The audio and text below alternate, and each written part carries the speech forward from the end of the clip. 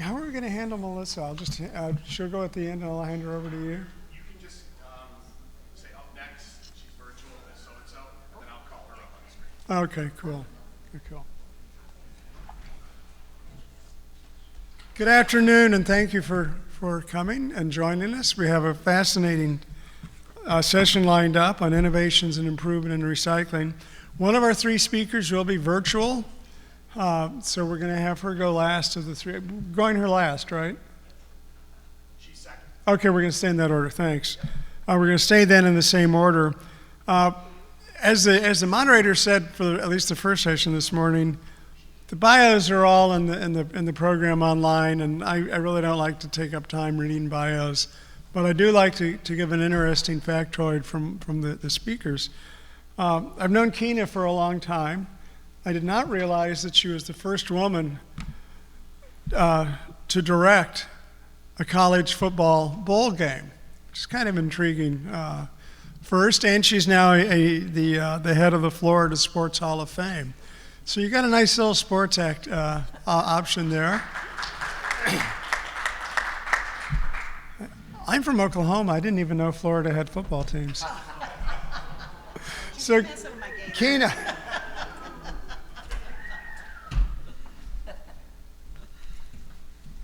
Oh, Chaz, not everybody can have lacrosse, but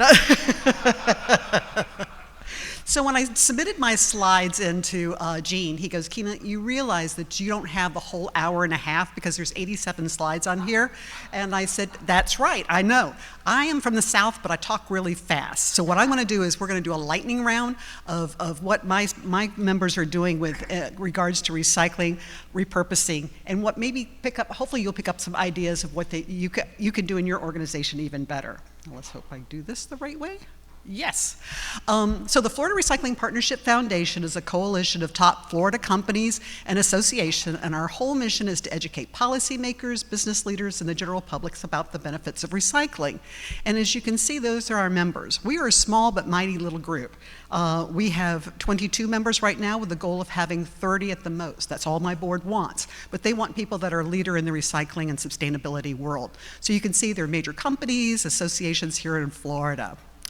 And so to get to our mission, we do a lot of educational programs. And the very first one I did was at at the Tampa International Mall, and it was a great event. I had a nice crowd, we did wonderful speakers, had a nice lunch, and I made $100. And my board was thrilled because they were convinced I was going to lose money. But I sat there and I looked at the list of members that we had, and I went, nothing against going to beautiful hotels like this, but why not take our groups to different members of the partnership and our other friends in the industry, and let's start looking and seeing what they're doing. So we went to the Miami Marlins. That was our first one that was out of the box kind of place. And it was great. We actually went and had our session in where the teams do their interviews, post-game interviews. We had lunch where the media has their lunch. We got a behind-the-scenes tour. We learned how they built that stadium using a lot of C&D materials. And so that kind of took off from there. Then we did the Port Everglades, Kennedy Space Center, Anheuser-Busch in Jacksonville. We had so much fun, we went back again. No, it's really the second time around. We went to the Material Container Corp, and what they do there is they make aluminum cans and bottles, not only for their beer, but for other products. They make 3 billion of them a year. Yeah, that's 3 billion, and they have a 98% recycling rate at that time. We've gone to Camping World Stadium, Port Tampa Bay, different corporate offices like Bell's, Tropicana, Tervis. We went to Coca-Cola Beverages Florida. I tried my darndest to get the secret recipe, but they just wouldn't give it to us. But they did show us how they do all their great bottling and all the great sustainability programs there. Florida Goodwill is association is one of our members, and so they hosted the U.S. Chamber of Commerce Foundation Beyond 32 initiative. As you know, the United States has about a 32% recycling rate. Florida has anywhere between 48 and 52. We fluctuated in between there. And so they came down to talk about how we could improve recycling rates, and then COVID happened. And COVID was kind of the bad thing, but also it had a little bit of a good thing because we started doing webinars and we were able to pull in national speakers and we looked at things at a national level. We did that one and we did it also with EPA. Tampa Airport are rock stars about their recycling and sustainability programs. I'm going to talk a little bit more in a minute about New Cycle, FP&L. And our last one that we did was at Publix, where shopping is a pleasure. They had us at their dairy center and their return center. And their dairy plant, they were trying out new ice creams, so we had to suffer through it and try all these new flavors of ice creams, but we made it through and we had a great time. So the other thing that we do are research projects. We've done 2 so far. In 2020, we did one about contamination. I would talk about there's contamination in our recycling bins, and I had one person look at me and go, well, what's the rate of contamination? And I went, that's a very good question. I have no idea. So we decided to have a study done. Tim Townsend and Dr. Malik Ansashi from University of Florida did that. Come to find out, it's a 20 to 25% contamination level throughout the state of Florida. The second one we did was investigating the economics of current and future recycling programs in Florida. All of a sudden, some local governments stopped doing their recycling programs during pandemic or right afterwards. So we wanted to see what were the benefits? Was it true? Were they saving a whole lot of money? What were they doing to the environment? And guess what? They found out that on average, a local government would save $1 to $12 per household per year. $1 to $12, and that was it. So it wasn't a huge savings on there, and especially with your recycling part of your bill just being so little. Both of those, you can find those on our website. We do Recycling Champion Award winners, and we do these working with the universities. The Patel College at University of South Florida were our judges this past year. We've had University of Miami Business School. We've had the Jim Moran College of Entrepreneurship, and we've also had University of Florida.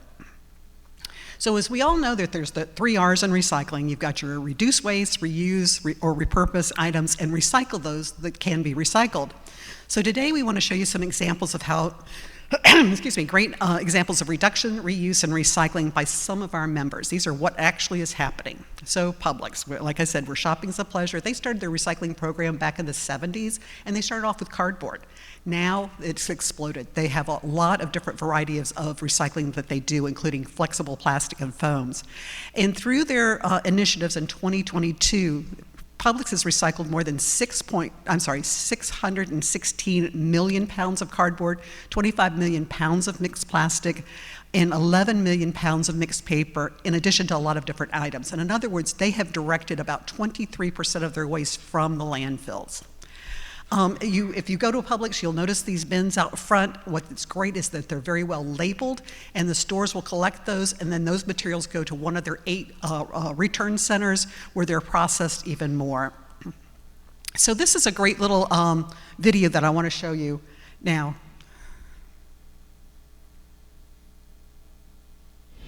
Did you guys know you can recycle plastic bags at Publix? You take them and drop them in a bin outside, and they get taken to a special recycling center. They get shredded up in little pieces and get sent through a giant washing machine and these crazy drying tubes that are 2 stories high.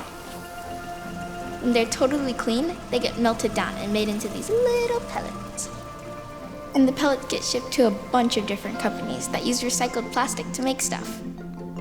Almost anything you see can be made out of plastic bags. This table could be made out of plastic bags. Our reusable bags could be made out of plastic bags. Isn't that cool? This flower pot could be made out of plastic bags.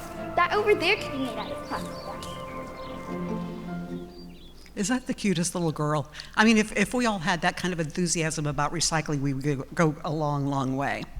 But how do they reduce their use of plastic bags? 2 ways. They not only work with their own in-house staff, so those when they're bagging your groceries, now you'll see they'll ask you, do you want paper, plastic, or do you have your reusable bags? They think about what goes in there. They've learned better ways of bagging.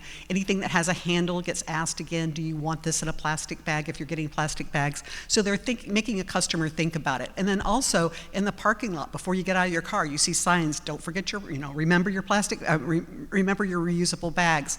And then they do a lot of in-store events as well. The other thing that they do too is that of every bag that they sell, reusable bag that they sell, 10 cents of that goes, 10 cents of that goes to local projects, and each year they do about $250,000. But that gives you an idea of some of the in-store things that they do. So Novolex, sticking with kind of plastic bags, they're a leader in packaging choice. They're in Jacksonville, Florida. They really are throughout the United States. They've got a good footprint in the Southeast. But the one in Jacksonville is about 150,000 square foot manufacturing plant, 150 employees, and they work 24 hours a day, 7 days a week with 3 shifts. But they really continue to expand the number of products that contribute to the circular use of flexible polypropylene. So what they are doing, though, is they're working with that How to Recycle. They're a proud member of the How to Recycle program and partner with customers to implement across public categories. So, for example, you'll see what's widely recycled, like a paper bag, what's kind of a store drop-off, and then what not yet recyclable, and then composting. So Florida Beverage Association, Liz DeWitt is my chair, and she is the president and CEO of the Florida Beverage Association.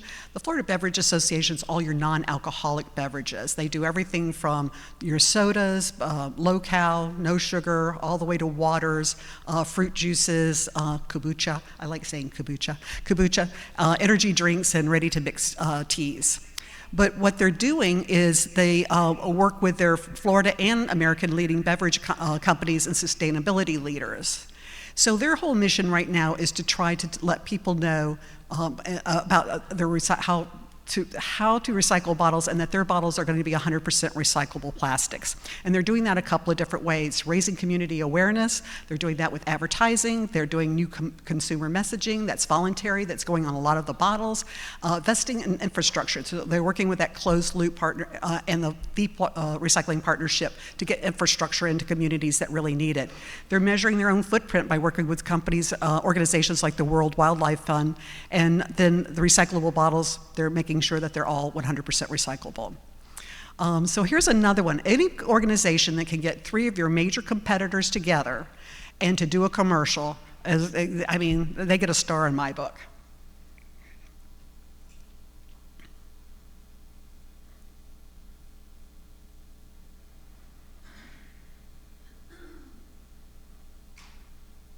We need to reduce plastic waste in the environment. That's why at America's beverage companies, our bottles are made to be remade. Not all plastic is the same. we're carefully designing our bottles to be 100% recyclable, including the caps. They can be collected and separated from other plastics. And then turned back into material that we can use to make new bottles. When that circle's completed, it can help us reduce plastic waste. Please help us get every bottle back.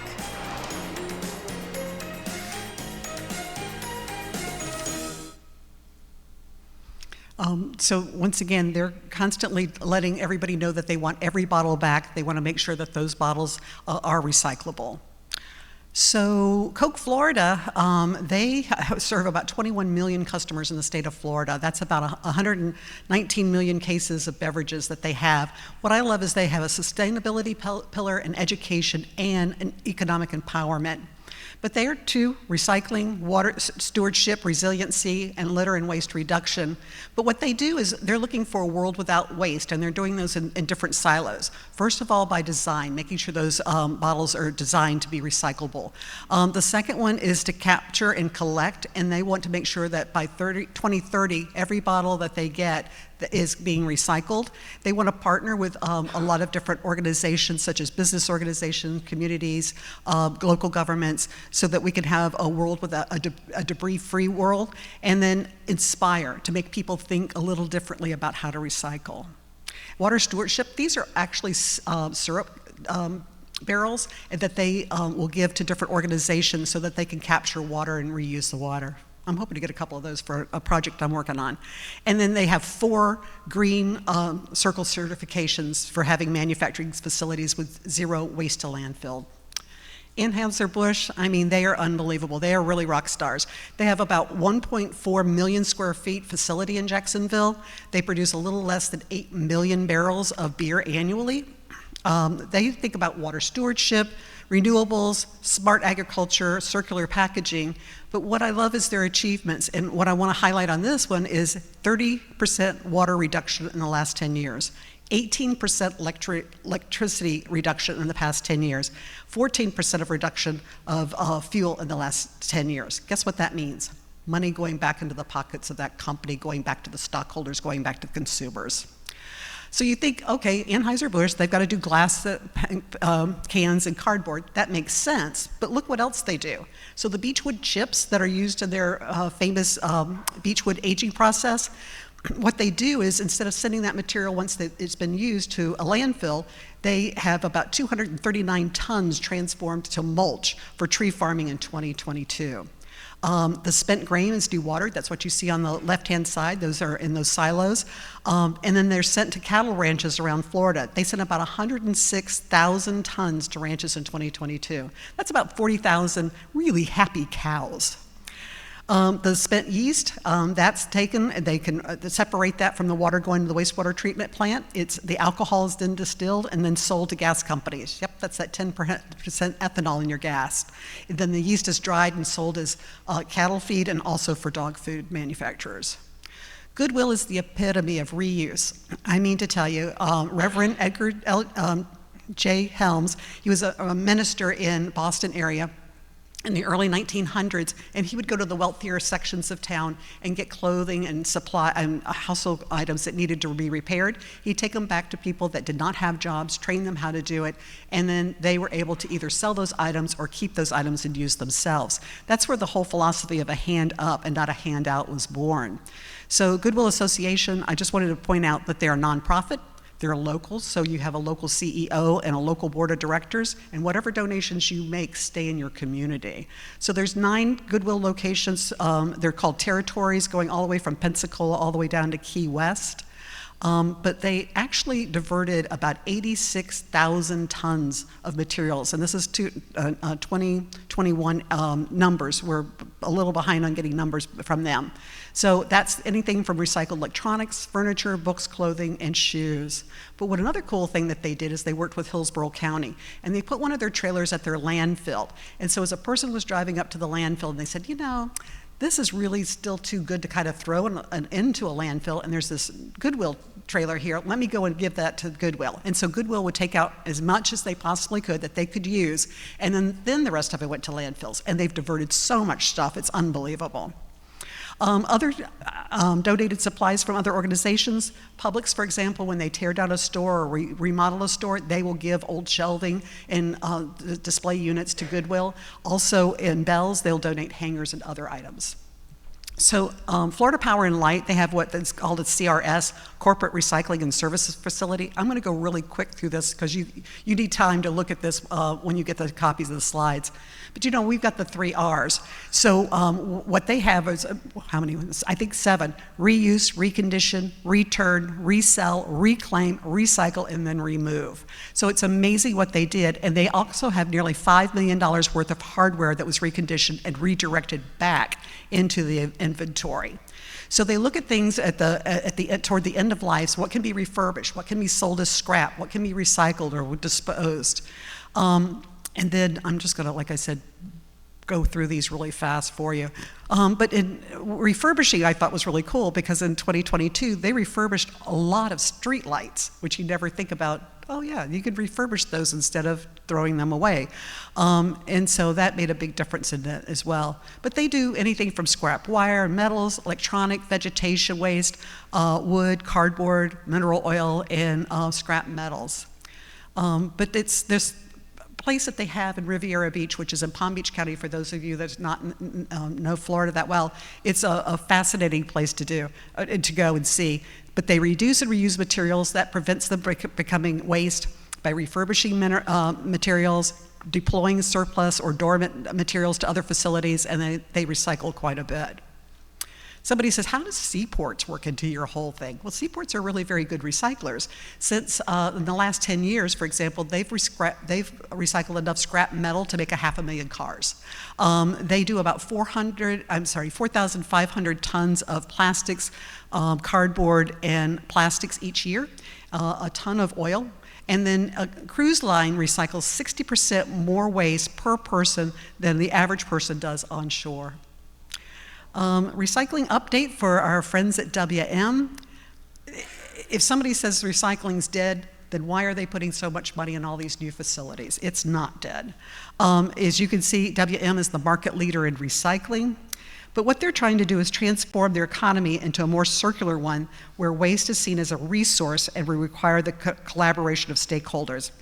At WM, they support the circular economy by recovering materials for reuse from their customers and communities through recycling, organic collections and processing, and sustainability consulting services.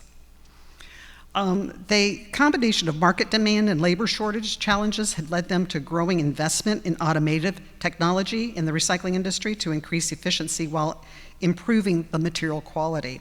WM has led the way with a series of recycling investments at their recycling facilities.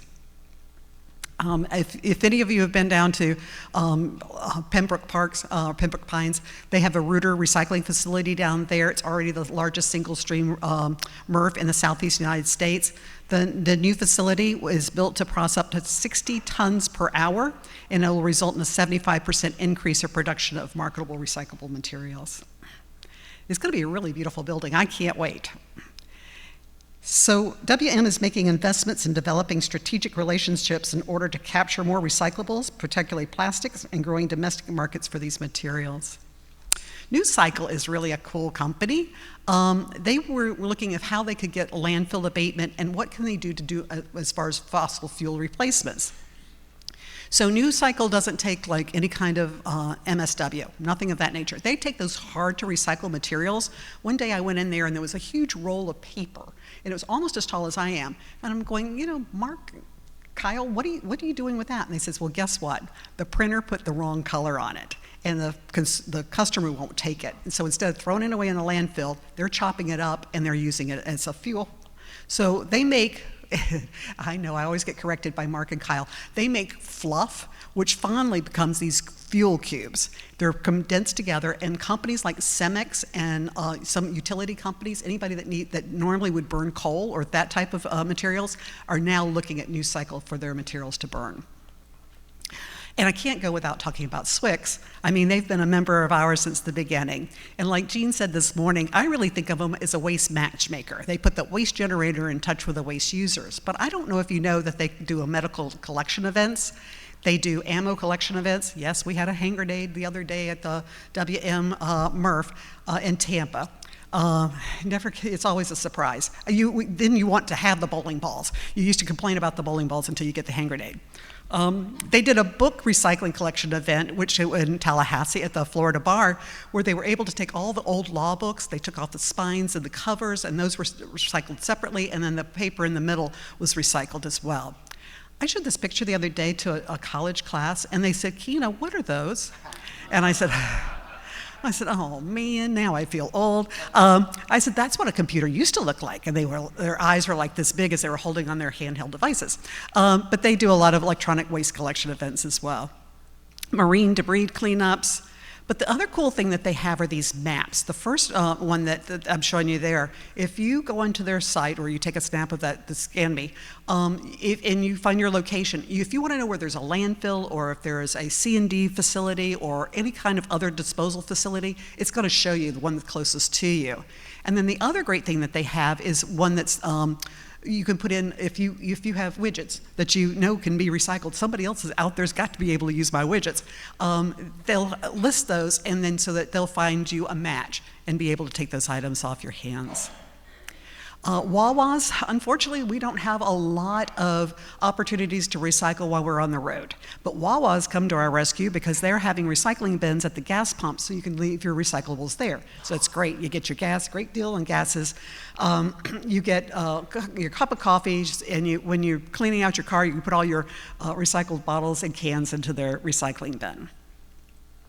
So here's a map that I wanted to show you of a current land use and projected look for 2060. So look at the one on the left-hand side. That's our current land use map. So all of that in red, that's developed land. That's already developed. The green is our conservation land. You're not going to be able to ever touch that. Yellow is the undeveloped land. Okay, so that's where building could still go. Projected in land use in 2060, look at all the development that you've got now. You still have got that green section, which you're not going to be able to touch.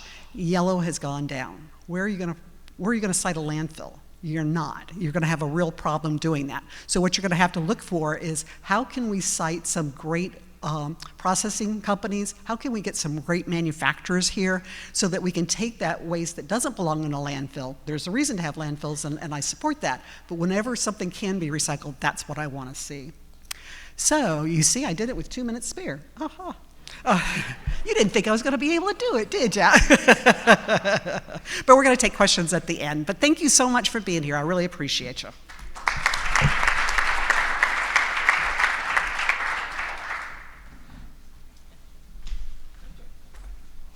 That was not bad. That was like 3 slides a minute. You a former court reporter or something? Or just